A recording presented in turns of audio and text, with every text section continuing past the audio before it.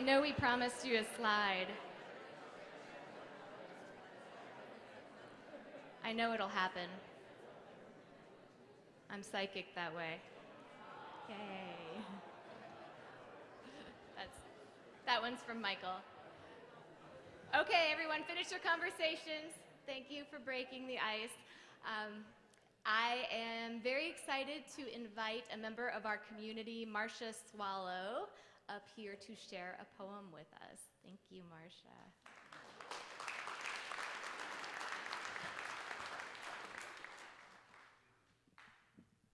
I'm taller than her. Okay. First They Came by Pastor Martin Niemöller. First they came for the communists, and I did not speak out because I was not a communist. Then they came for the socialists, and I did not speak out because I was not a socialist. Then they came for the trade unionists, and I did not speak out because I was not a trade unionist. Then they came for the Jews, and I did not speak out because I was not a Jew. And then they came for me, and there was no one left to speak for me.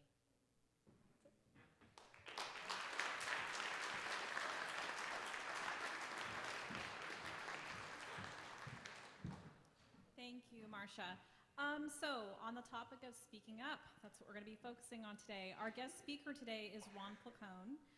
He's a great friend of mine, and he is here to challenge the way that we, the people, interact with the news and with the media. He's the co-host of the Indie Bohemians morning show in Nashville, Tennessee, which is one of the very few independent morning shows left on the dial. And he also serves as adjunct faculty at Nashville State Community College. So please join me in welcoming Ron Placone.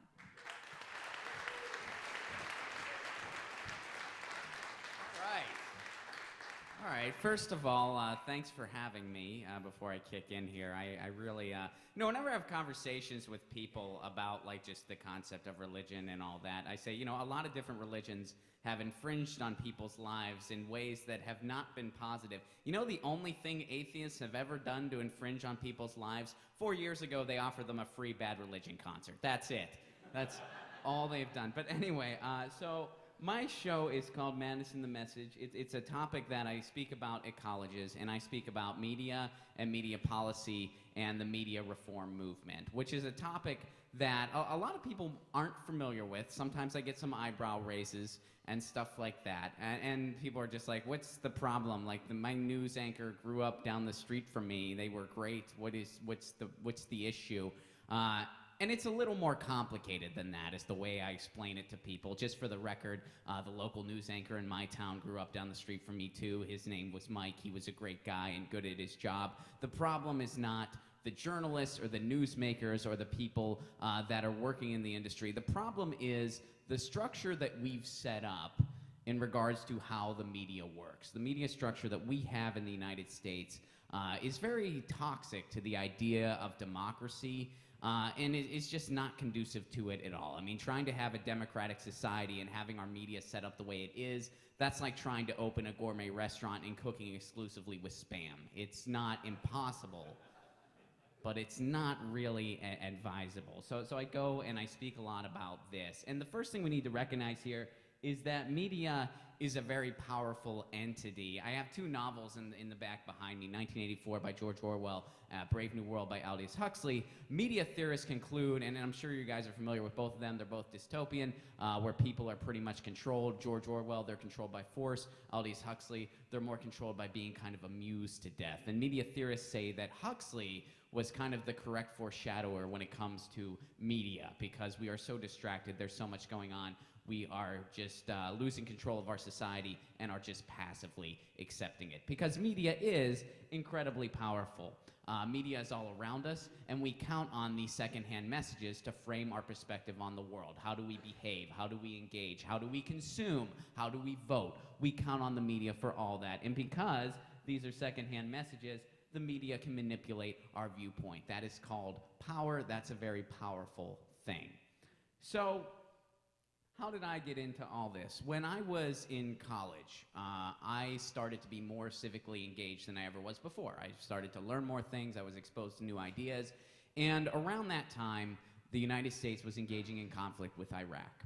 And I was very confused and I had a lot of questions. I was not sure why we were there. These weapons of mass destruction never turned up anywhere. And the thing that confused me the most was the way that the media was responding to all this. I kind of thought that they were just parroting talking points from the Bush administration. Turns out they were, by the way. If any of you guys remember what ended up being revealed there, that was what was going on. And that confused me greatly. I thought the media was supposed to hold powers that be accountable, and it seemed like what they were concerned about most was how cool the president would be to have a beer with, as opposed to what was really going on. Sadly, in a lot of ways, not much has changed, but that's a different story.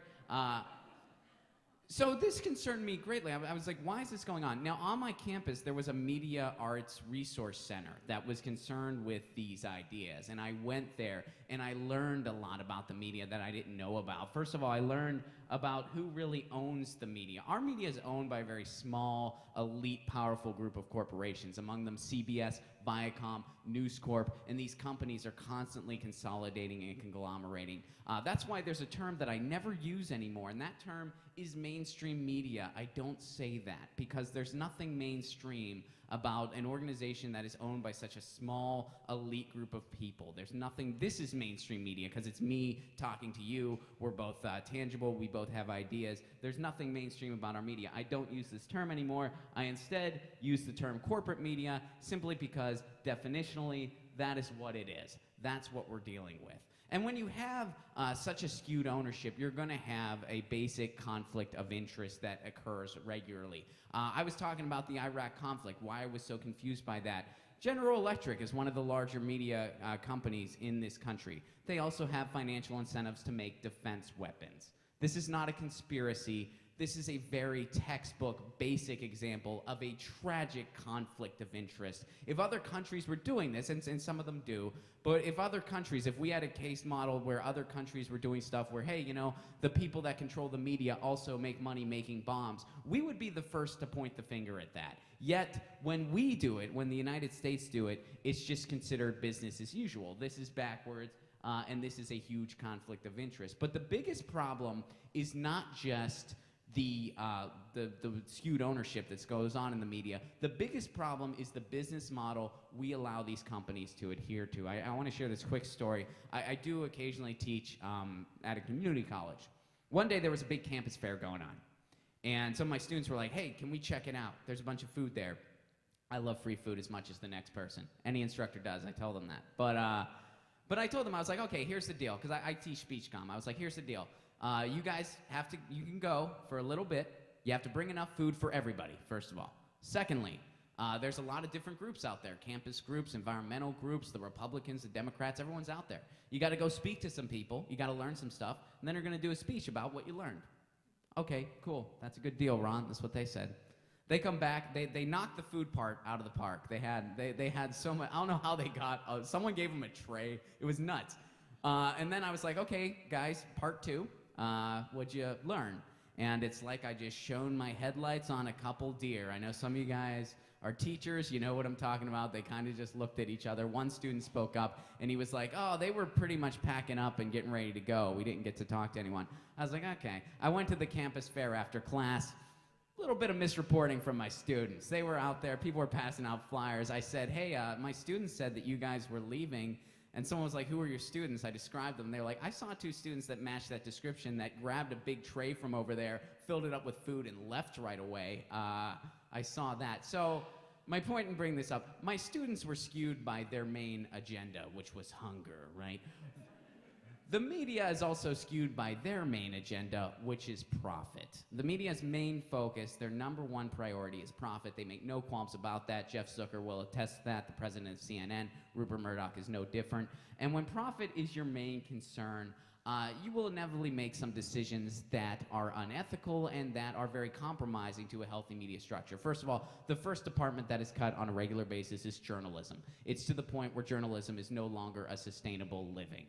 Secondly, a lot of times content is compromised when it does not fit the advertiser's point of view. You see this a lot in the oil and gas industry. They're a main advertiser on corporate media. Environmental stories are often neglected and pushed under the rug way more than they should be. And also sensationalism and hyperbole will favor actual news and actual information that people need to know. One of my favorite examples to talk about in regards to that is when the MH370 plane went missing. I'm sure you guys remember that. When that event happened, CNN went on a near nonstop coverage of that. Pretty much 24/7, they were on loop talking about the plane and about how the plane was missing. They neglected any other story that was going on.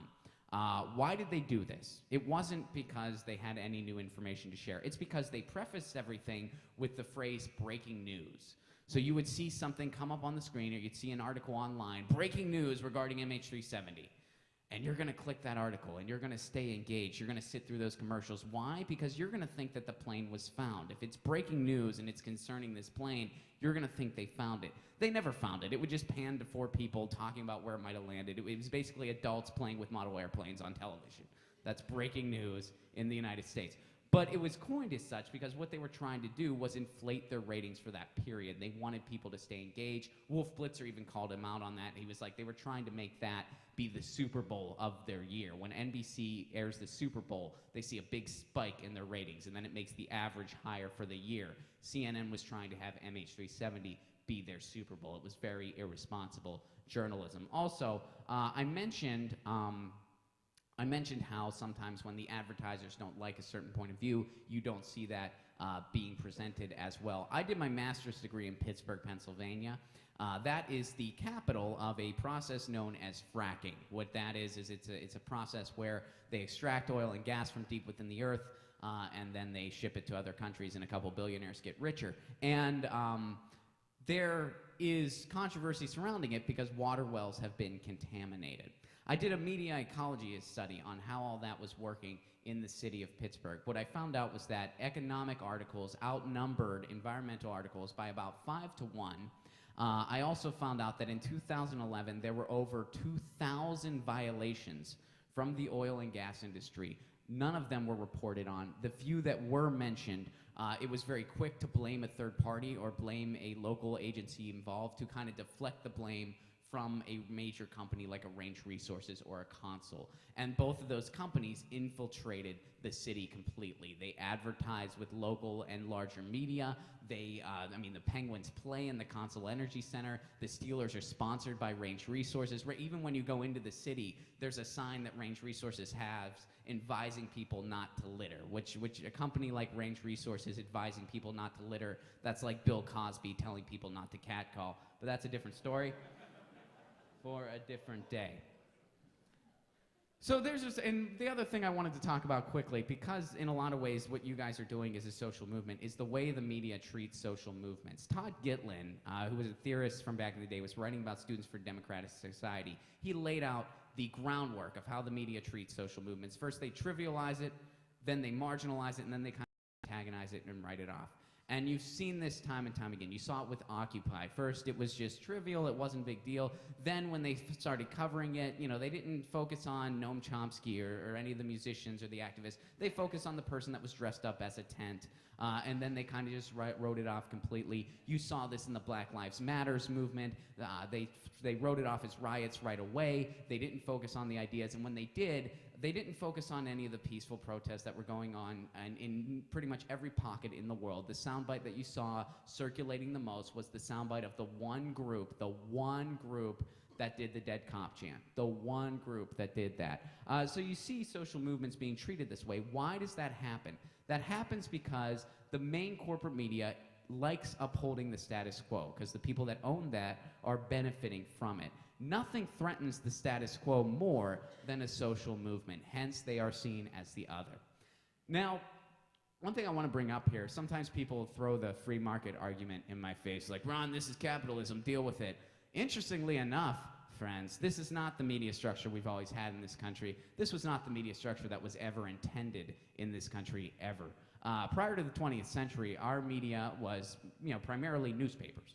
And newspapers were founded upon different schools of political thought. The idea of objective journalism didn't really exist yet. So constitutionalists, federalists, socialists, these were all groups that had their own newspapers. An average metropolitan area had about 10 different newspapers. Newspapers were distributed via the postal service. What the government did, because being civically engaged was considered important in this country, I mean, Thomas Jefferson even said if he had to live in a society with newspapers and no government, or government and no newspapers, he'd prefer newspapers and no government.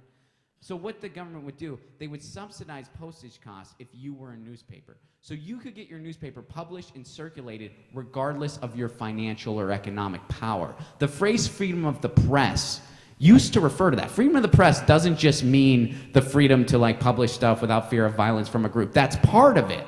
But freedom of the press also referred to accessibility to the media. It meant that if you had a body of ideas, a perspective, you could get your ideas out there regardless of your financial power. That part of freedom of the press has been written out of our history books because that part of freedom of the press has pretty much been lost. But the one redeeming thing here, guys, is that we have the technology and the know-how to take it back. So let's get to the part where what can we do? How can we be part of the solution?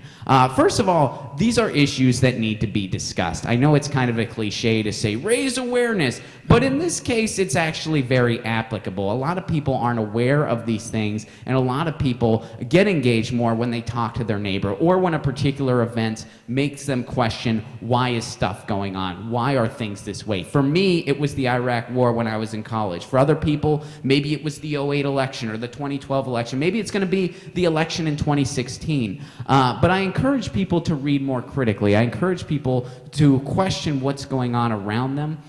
Because I really feel that the change is already occurring. Because we mentioned real change earlier in the program.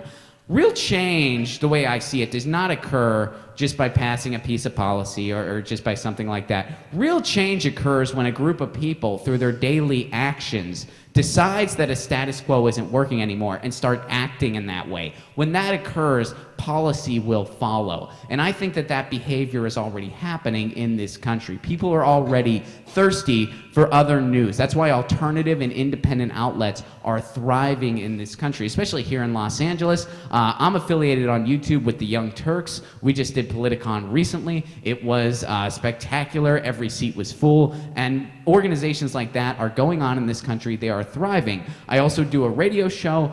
That whole thing is part of the LPFM movement. What that was a response to the Telecommunications Act of 1996. When the Telecommunications Act lifted all regulations on how many stations one group could own, the LPFM movement stepped in to kind of get more diversity on the radio. There are limitations because industry fought it, but it's still going on. And there's other organizations that I have listed here. freepress.net, which is committed to media reform, which is also largely responsible for why we still have net neutrality in this country. We almost lost it. Project Censored, Democracy Now!, that's the Prometheus Radio Project, that's the National Association for Media Literacy, and Magnet. So there are organizations committed to spreading these ideas. So I encourage you to be involved. I encourage you to kind of be the media. Because one thing that's also true is that I really feel, and I want to share you this story, and then I'm going to get out of here. This determined the 2012 election. And a lot of times in elections, there's so much going on at you, especially presidential election, that one event really changes it. And some of you guys might remember in 2012, Mitt Romney was speaking to a group of his friends, and he made the 47% comment. He made the comment that 47% of these people being Americans, don't want to work, they don't want to do this, they don't want to do that. There was a guy working behind the bar that heard this and thought it wasn't right, so he turned on his camera phone. Then he logged into YouTube. Then he posted it on YouTube. And despite the billions of dollars that people spend on these elections, every cycle, one dude with a phone pretty much determined who was going to win that year. So yes, we can be the media. And when it comes to the media structure, this is not the structure we had. This is not the structure we need. And we can do better. Let's do better. Come say hi to me later, and thanks so much for having me. I appreciate it.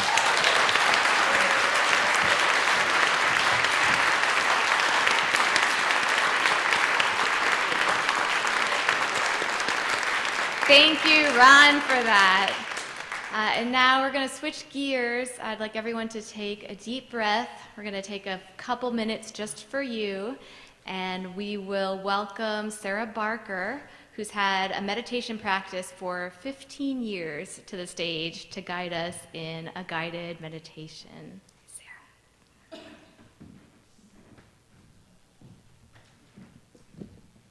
All right. Thank you.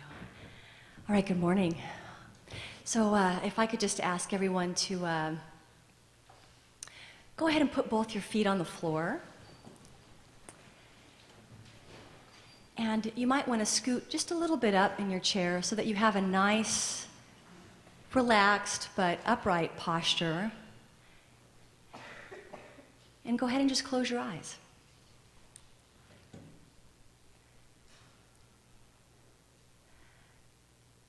So what we're going to do today is a little metta meditation. Metta meditation is compassion, loving kindness, and compassion meditation.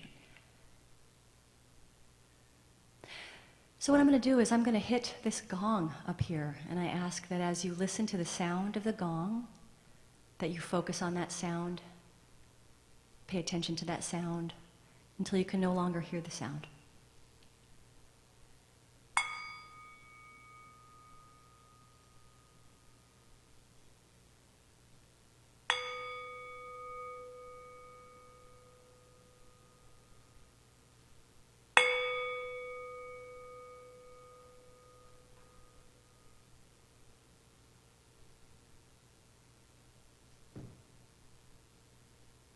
Now what we're going to do is notice the breath. Breathing is one thing that we do naturally. We don't need to think about it. We can sink into it, it will happen. We don't need to control it. So simply pay attention to your breath. The feeling of the breath coming in through your nostrils.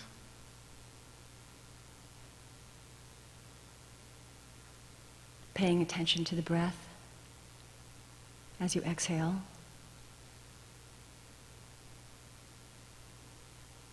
Meditation is about concentration. That's all that it is, concentration. If your mind begins to wander to thoughts of what you'll do later, to what you thought about the wonderful speaker, to the temperature of the room, what we call monkey mind, simply return your attention to your breath.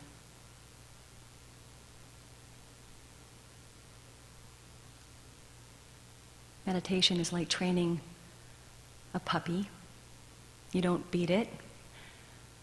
When it makes a mistake, you simply lead it back to the behavior that you want it to experience, and that's what we're doing here. So if your mind wanders, return your attention to your breath.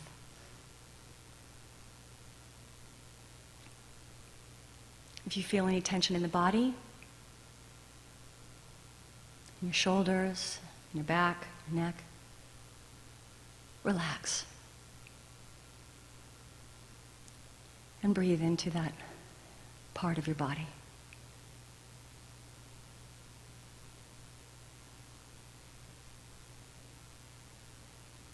What I want you to do now is to imagine the size of this room, full of people.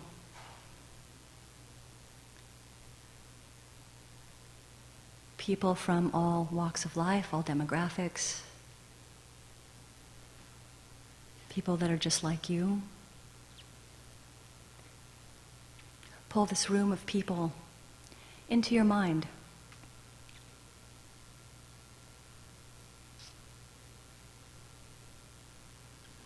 Visualize the room of people.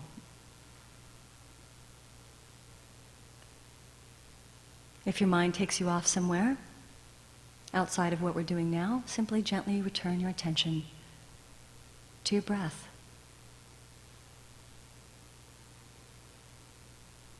And now we'll bring in the loving kindness meditation.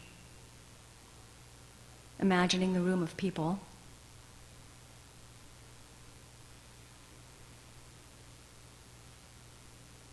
I'm going to give you a couple of sentences now and just repeat them in your mind as you hold that image of this room full of people. bring this thought into your meditation. May you be happy.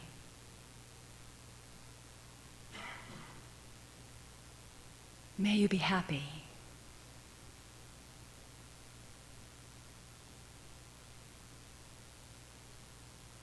May you be at peace.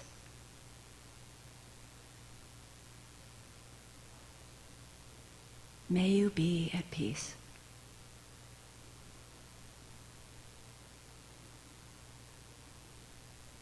May you be free from suffering.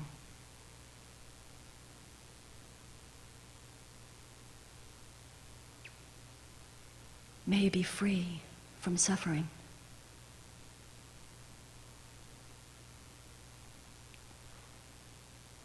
Know that you can do this meditation anytime, anywhere. This grounding meditation can remind us that when it comes to suffering, we're all exactly the same.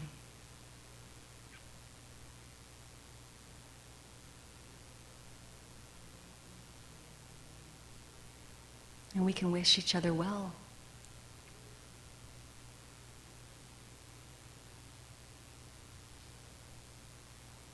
So when you're ready, gently open your eyes.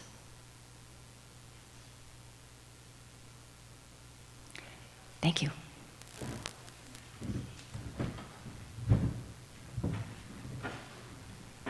I'd like to invite my singers to come on back up.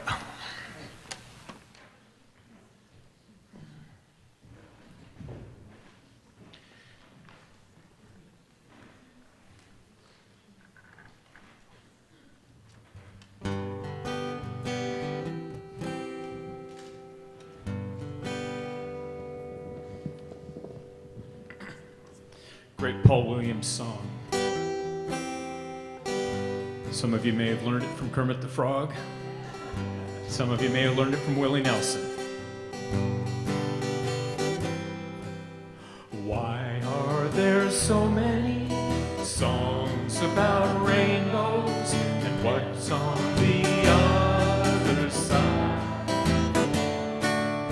Rainbows are visions and only illusions, and rainbows have nothing to hide. So I've been told, and some choose to believe it. I know they're wrong, wait and see. Someday you'll find it, the rainbow connection, the lovers, the dreamers, and me. Oh, you sound good. Throw a little harmony on it this time. Who said that every wish would be heard and answered when wished on a morning star? Somebody thought of it, and someone believed it, and look where we've gone so far. What's so amazing that keeps us stargazing? What do we think we might see? Someday we'll find it, the rainbow connection, the lovers, the dreamers, and me. All of us under a spell, we know that it's probably magic.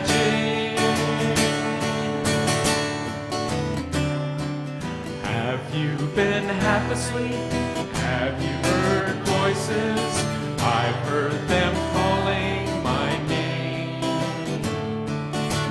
Is this the sweet sound that calls the young sailor? The voice could be one and the same. I've heard it too many times to ignore it. It's something that I'm supposed to be. Someday we'll find it, the rainbow connection,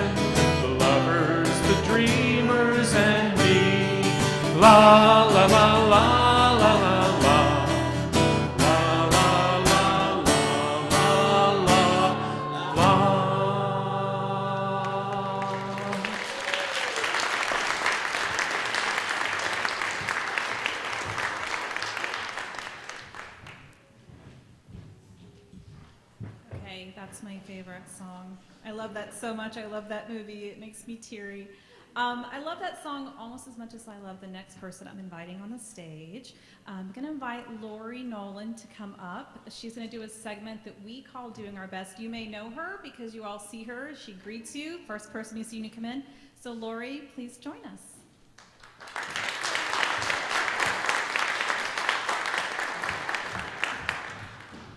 Wow, you guys look good from up here. I really love this topic of being a part of the solution. And I don't know about you, but it can often feel really overwhelming to figure out how to do that when we're walking around out in the world on a day-to-day basis. I first came to Sunday Assembly a year ago next month, a year ago in November. And I was really excited to find a non-religious community that was all about live better, help often, and wonder more. I mean, is that not the coolest motto? I really love that. The reason that sounded so good to me is I used to be part of a community that was similar in a lot of ways. I discovered and joined that community when I was 20, and I was very active in it until my mid-30s. That community was the Mormon Church.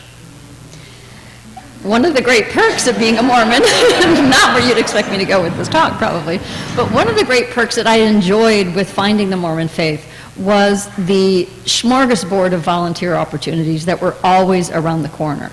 I got to work with the youth. We got to hike the Zion Narrows with, you should never do that with people that are like 10 years younger than you, by the way. I got to go visit seniors that I never would have met otherwise and made some really great relationships. And I felt like I always had many, like sometimes too many opportunities to be of service and to really make a difference. When I left the Mormon Church, I basically had to walk away from that smorgasbord of volunteer opportunities. I've been out of that church for 20 years now. And for a lot of that 20 years, I was looking for this kind of community. I swore I wasn't going to do this. Thank you. And over that 20 years, I'd pretty much given up on ever finding it again. It felt like a missing for me for a long time. So last November, when I came to Sunday Assembly for the first time, the very first thing I did was see the community table, and I stopped there to see, well, what's this group up to? What kind of opportunities would I have to get more involved than just showing up at a meeting once a month? And I was drawn immediately to the Let's Read program. Let's Read is a tutoring program for disadvantaged elementary and middle school students at a large public housing complex in South LA. After all, my career has been solidly in the business world, but my major was child development. And after leaving the church and not having that kind of foundation to work from, I didn't get to work with kids anymore. So I loved the idea of going in and working with kids.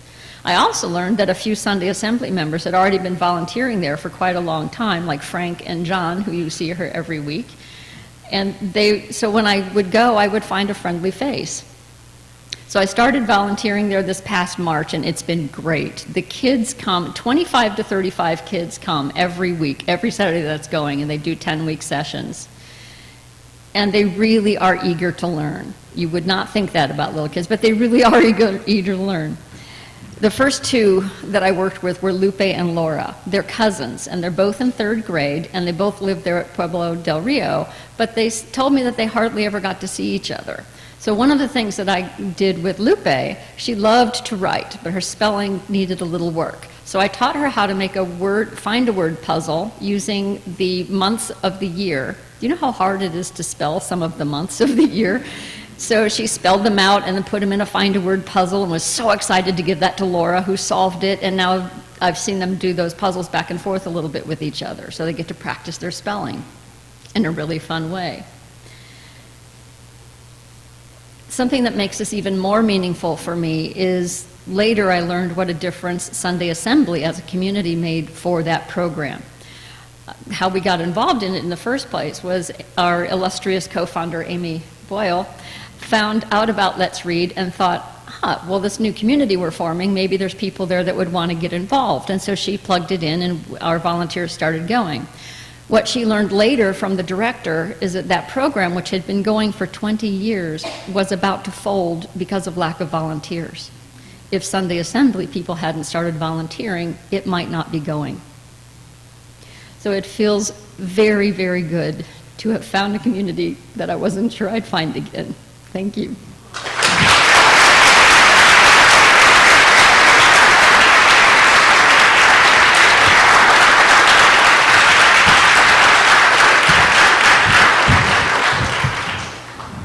What time is it, Amy? Well, Gina, it's time for a little segment we call The Collection. Oh, okay. That sounds exciting and fun. Yeah, well, here's what it lets us do. The collection is how we can rent the venue and pay for our insurance and the website and our QuickBooks and the babysitters for Selah kids, who are the only people in all of Sunday Assembly Los Angeles who get paid, so that we can offer free childcare every month. That sounds amazing. And even though I am a monthly donor, every time I come to Sunday Assembly, I feel what Lori just expressed, the love and the importance of this community. So I like to, always dig a little deeper in my pocket. And I'm going to donate this 20 right now. So if somebody with a box wants to come get this. Okay, well, I'm Yeah? not gonna let you show me up. So. Oh, look at that! I got. She always has to one-up me. Always. Whoa! Thank you, Dave. So we are going to do our collection now. The boxes are being passed around. If you would prefer to use a debit card or credit card, we have square readers as well. You just raise your hand and the square peoples will, there's one right over here. There's one in the back, Noah. Here, we got squares over here. We would say that Three on the floor, three on the floor. the square people aren't actually square, but most of us are. Us over here, there we go. Awesome. If you look around and you see people with the green badge, that means that they're a monthly donor, which is something super easy to do. You can do it on our website. You can also donate through a credit card at our merchandise table later if that's more convenient for you. And anyone at home, if you wanted to stop by our website, you could also kick a couple dollars our way. Keep us in venues. Okay, so while we're waiting for our volunteer ushers to get around the room with those boxes, I want to talk for a couple minutes about volunteers. Yeah, very important. There are a lot. There's a giant team that goes into bringing you not just this assembly, but the dozens of events, service projects, social events, and other special seasonal holiday events that we do throughout the year. So we just want to call out some names of some of the amazing people that keep things running. I want to start out with our greeters, our ushers, our setup, our coffee, our breakdown. Not all these people are here today, and not all of them serve every time, but these are some of the folks that rotate through. Sarah, Ross, Amy C., Ben, Connor, Joe, Peyton, Sean, Tony, Alexis, Dave, Randy, Amy V., Shannon, Jessica, Philip, Janet, Liam, Aaron, Krishan, Reed, Lori, Sergio, Margot, Courtney. Also Ryan and Owen, Sean, Terry S., Scott, Alan, Pam, Rick, Amy V. We have a lot of people with the same names, first names. Terry W., Mark, Kendall, and Frank. At the merchandise table and handling our inventory every single month is Holly. Our volunteer bookkeeper also every month, quietly behind the scenes, Chris. Our social media team, which is new, consists of Cole, Sean, Oscar, and Noah. That's going really well. We're getting a lot of coverage that way. Sunday Assembly Kids, Aaron handles that. And our new art enrichment program, Christine, Sean, Les, and Russell. We also have a lot of people who host events throughout the month. Some of them include Sarah, Amy, Tony, Ian, Dave. And myself, I host a lot of events, as well as Molly, Aaron, Reed, Russell, Margot, Jeff, Terry, and many more people. The video team, David, Steve, Bruce, Michael, Reed, Rhonda, Oscar, James. And our talent committee, who helps to organize all the great people who come to the stage, Ryan, Amy, Ian, myself, and Terry. Can we give all of those people a round of applause? Yeah. We love you. We love you so much.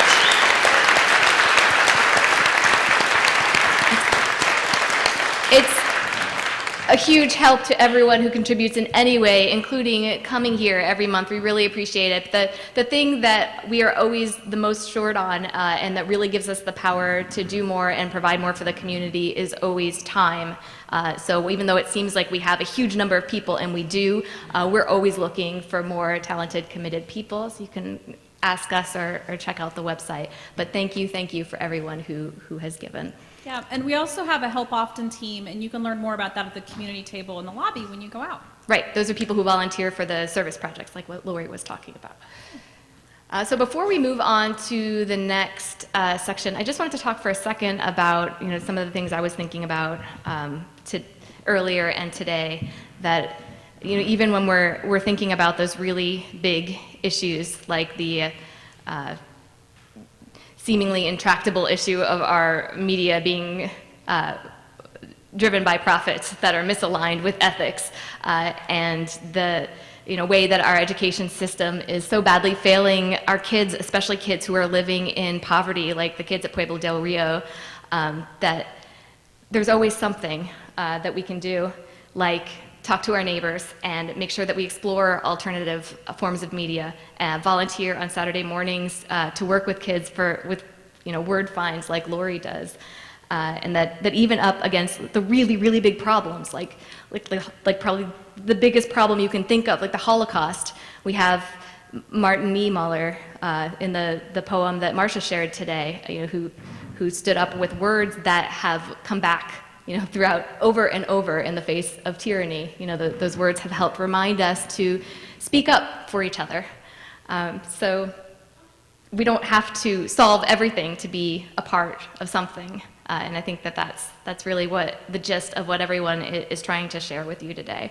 And when being part of the solution becomes exhausting, and it does, we have community and we have each other to lean on and sigh with and sing silly songs with, so we can build each other up and get out there and do it again. So thank you for being a part of this with us, because this is definitely where I come to recharge and remind myself, what matters, and that I need to get out there and take those everyday actions that are going to add up, I hope, to making an impact. And thank you for being part of the solution and being part of our community. Yeah, awesome.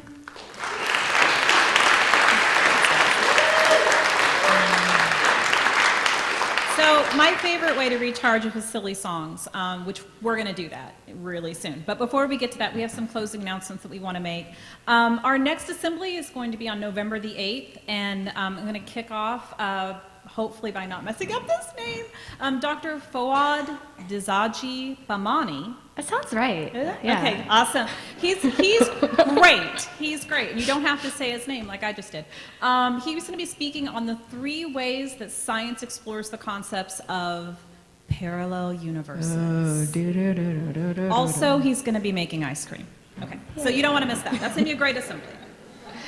It's probably me, huh? Sunday Social. Yeah. Sunday Social. On this coming Sunday, we're going to the Craft Folk Art Museum at 12 o'clock, which is still plenty of time to get to. Yes, okay. Yeah, to get to the Garden Foundation. I think the Craft Museum is $5 or $7 or pay what you can. Still time to get to the Garden Foundation Service Project that is also on Sunday at 2:30, just a couple miles away. If you're wondering what that is, why, it is one of our most popular service projects, but they need your RSVPs by today. So if you're interested in being a part of the Garden Foundation, please RSVP either in our lobby or online by today to participate at 2:30 on Sunday. And quick note, in your program, there are a whole lot of events listed there, so take that home with you. It does say that the Arts and Crafts Museum is at 11 and not noon, but we think it's noon. So it's noon. Molly's here, and you can check in at the community table if you have questions about that. We have some other really cool upcoming events that I want to mention. We have been serving food with the Greater West Hollywood Food Coalition, which is really close to this area. It's a really rewarding experience and a chance to really talk to people as well as give them a healthy meal. Our next event for that is October the 24th. It's at 5:45 p.m. You can sign up for that online. We are also having a costume Halloween party, which I cannot wait for, and there are going to be prizes. That's going to be the night before Halloween, so if you're planning on spending Halloween with your kids, you can still do that. You can come to the party in Venice. You have to have a costume to get in, and Amy, for those who show up without costumes, has a plan. So my husband and I had a costumed wedding a few years ago, and we have about 200 hats left over. So if you can still come if you don't have a costume or you don't have time for a costume, but you will be handed a hat. I will be at the costuming door. you as you come in the door. If you're late, you might not get to choose, from the full 200. We're also excited to celebrate our first annual winter solstice celebration. We're really stoked about that. That's going to be on December 19th here in the hall. We've already had a ton of signups Yeah, for that. it's It's really gonna cool. be So big. you can sign up for that online as well. We have tons of other service and social events on the website. Check them out. There's not enough time to talk about them all here. But please don't forget about that special event on Tuesday at CFI that we're co-hosting about the non-religious people in the military. Jason Torpy, the president of Military Atheists, Association of Atheists and Freethinkers, will be there, and he's not in town very often, so this is a pretty special event. It's going to be great. We did not recognize one very important group of volunteers, which is our organizing committee, and we're going to do that now. We're going to help you put faces to names. Amy and I have had this conversation before. We go to other assemblies and we wonder, like, oh, who do we chat about? How, like, that music was awesome. How do we steal Paul? Who are these people? That kind of thing, How right? did this assembly get here? Someone must have created it. Yeah, and so we just- thought we would ask those people to come to the front so everyone can see who they are. I'm going to call out those names. We're going to call those out together, and we'll ask them to stay up here and join us for the final song. Amy? Oh, right. So the first two organizers are us. I'm going to introduce her by name, though. If you don't know her already, you're missing out. This is Gina, who is the chair. Gina is the chair of our talent committee, but her real title is Tornado of Fun. Wow. Okay, thank you. And Amy is our co-director and co-founder of Sunday Assembly Los Angeles.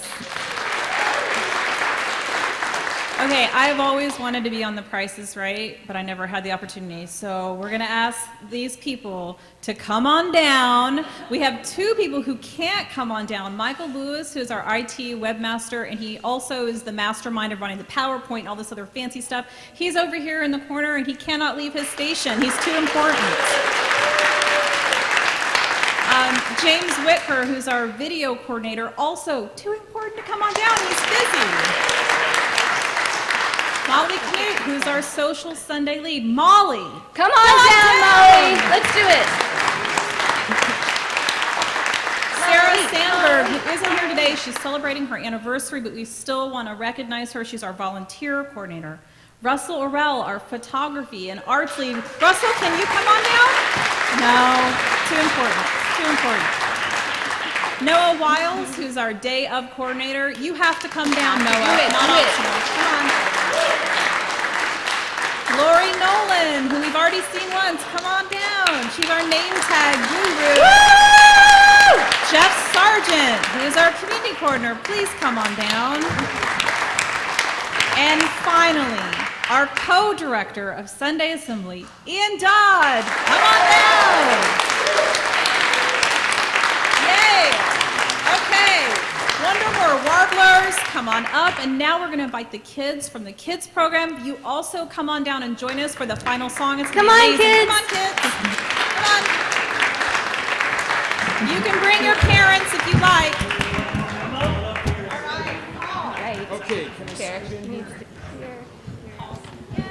All right, the kids come down. Now, this is a song that some of you may have learned before. It's kind of like, right.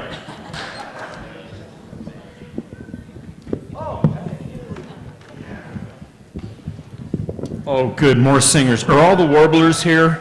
Yes. Warblers are all here. The rest of you who've been called down, you're now part of the warblers. So just thought we'd do a little recruiting here. Oh, and the kids are part of the warblers. We got lots of people in the warblers. This is a great assembly. I'm honored to be here, and I appreciate everybody's great singing. And they were right. You are a good singing group. They're Shout out to my friends in San Diego and my son Jeremy, who lives in town and came by to say hey.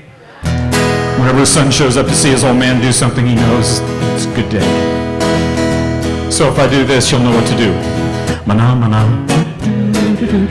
mana mana, mana mana. That's how it goes. Mana mana, do do do do do. Mana mana, do do do do. Mana mana, do do do do do do do do do do do.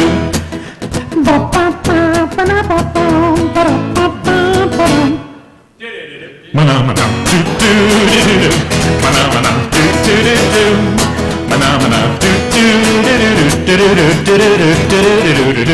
do do do. All right, so let's see. This side do the mana, this side do the do-do-do's. Ready?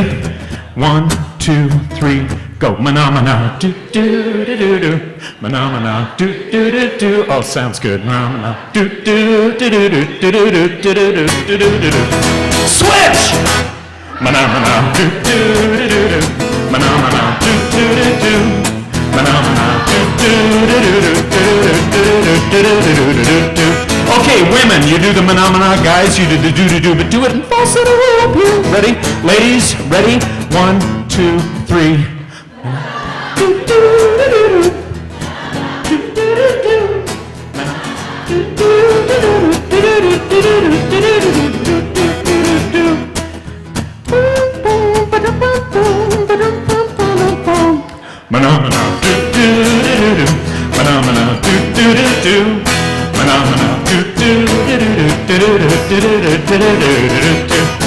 So I'm a music history buff. Some of you might have learned this song on The Muppet Show. Anybody? Muppet Show? Some of you may have learned it on Sesame Street. Anybody? Couple? Okay. How many of you learned it on the Red Skelton Show in the 60s? We got 1, 2, yes. In the blackout scenes, they do the Menomina. But Menomina actually came from an Italian movie called Heaven and Hell. It was a study of the erotic behaviors of Swedish women in saunas. I kid you not, I sacrificed myself and watched the movie. Except they sang it differently. They'd go, Menomina, dee dee dee dee dee. Menomina, dee dee dee dee. Come on. Menomina, dee dee dee dee dee dee dee dee dee dee dee dee dee. Do it again now. Menomina, dee dee dee dee dee. Menomina, dee dee dee dee. Menomina, dee dee dee dee dee dee. Okay, we're going to do it again. I'm going to do the Menomina. I want you to do anything except do or D. Ready? Menomina. Menomina. Menomina. One more time. Menomina. Do do do do. Menomina. Do do do do. Come on now. Menomina. Do do do do do do do. Stand up and sing it again. Menomina. Do do do do. Menomina. Do do do do. Menomina. Do do do do do do. Okay, bring it down. Bring it down. Menomina, do do, snap your fingers. Menomina, do do do do. Menomina, do do do do do do do do do do do do. Once more. Do do do do. Menomina, do do do. Menomina, do do do do do do do do do do.